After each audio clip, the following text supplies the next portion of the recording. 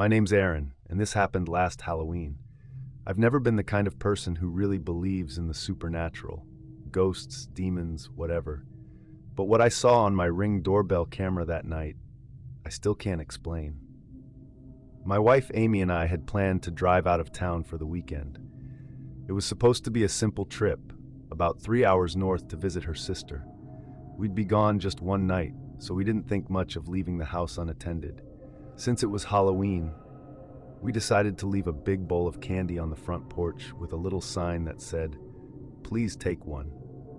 We figured it'd be better than turning all the lights off and making it look like nobody was home. Before we left, I checked that all the doors and windows were locked. Then I made sure the motion alerts on my Ring camera were on, mostly out of habit. I didn't think I'd actually be sitting there watching it, but I guess curiosity got the better of me. Around 7 that night, we were checked into our hotel. Amy was in the shower, and I was just scrolling through my phone when a Ring notification popped up. Motion detected at front door. I opened it, and sure enough, a group of kids in costumes were at the porch, laughing and grabbing candy. It was kind of fun watching them, honestly. Little ghosts, superheroes. Every so often I'd get another alert. I'd check in, see some more trick-or-treaters, then go back to whatever I was doing. But around 9, the alert slowed down, just as you'd expect when the night winds down. Then at 9:32, another notification came through. Motion detected at front door. I opened the live view expecting to see maybe a late group of teenagers. But what I saw made my stomach twist. There was someone standing there, not a kid, not even close. It looked like an old woman. Her hair was thin and white, hanging messily over her face and shoulders. She was wearing what looked like a faded floral nightgown and a beige sweater, like something straight out of a nursing home. She wasn't moving, just standing completely still on the porch, facing the door. I remember thinking, maybe she was lost. Maybe she wandered off from a care home or something. But it was the way she was standing that got to me. Her hands were clasped together in front of her chest, and her head was tilted slightly to one side, like she was listening for something. After watching for maybe 20 seconds, I decided to speak through the Ring's microphone. "Ma'am, are you okay? Do you need help?" For a moment, she didn't react at all. Then slowly, she lifted her head and looked directly into the camera. And I swear to God, it felt like she was looking right at me. Her face was pale and sunken, her mouth hanging open slightly, and when she spoke, her voice was this frail, whispery thing that cut through the static. "I need to get in." I froze. "What did you say?" I asked. She blinked and then repeated a little louder this time. "I need to go in the house." I felt this chill go down my neck. "Ma'am, no one's home right now," I said. "You might have the wrong house." But she didn't react to that either. She just kept staring into the camera. And then she said it again, in the exact same tone, the same words. "I need to go in the house."